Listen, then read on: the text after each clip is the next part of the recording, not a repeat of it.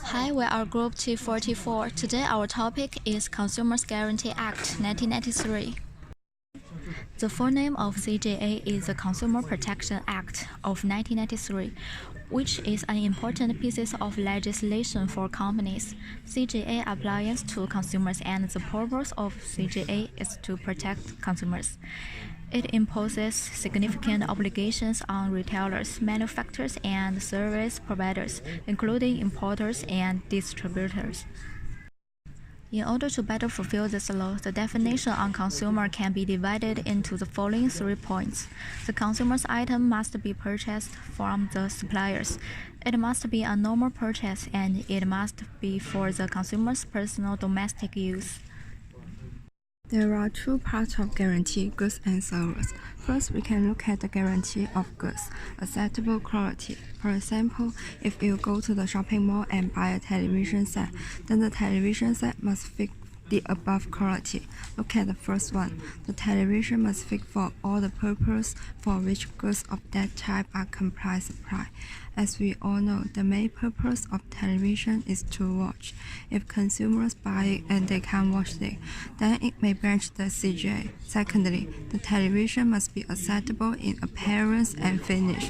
When the television is delivered and the home screen is damaged, consumers should apply Consumer Guarantee Act 1993.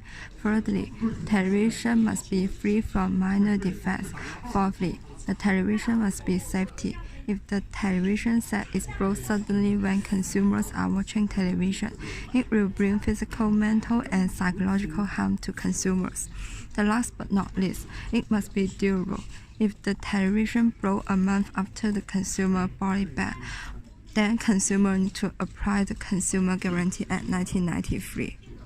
Other guarantee of goods are fitness for particular purpose. Goods must comply with description. Goods must comply with sample or demonstration model, repairs and spare parts, and manufacturer to honor express guarantees. We can look at the guarantees for service, reasonable care and skill, fitness for a particular purpose, time of completion, and price. Now, in regards to the question, what rights consumers have when they are unsatisfied with the goods or services. If goods fail to comply with the guarantees as to acceptable quality, set out in Section 6, repairs, and parts set out in Section 12. Also, in Section 18, the consumer has a right of redress against the supplier in accordance with the part in respect of the failure of any goods to comply with a guarantee. When the failure can be remanded, the consumer can be compensated in the corresponding time if there is no need to compensate the corresponding amount. If reject the goods, compensation for any reduction in value of the goods below the price paid or payable by the consumer for the good. Damage must be reasonably foreseeable. For contracting now, if you provide a product or service that is typically used for personal or household use in another business, Consumers Guarantee Act requirements are generally applied, but you may violate this law. Business-to-business transaction can be contracted out if they are both in trade. In trade means they both have one of the purpose above. If they are not the consumers, then they can be contracted out. There are 3 requirements if they contract out. Agreement that Consumers Guarantee Act does not apply to transaction and must be in writing. Both parties must be in trade.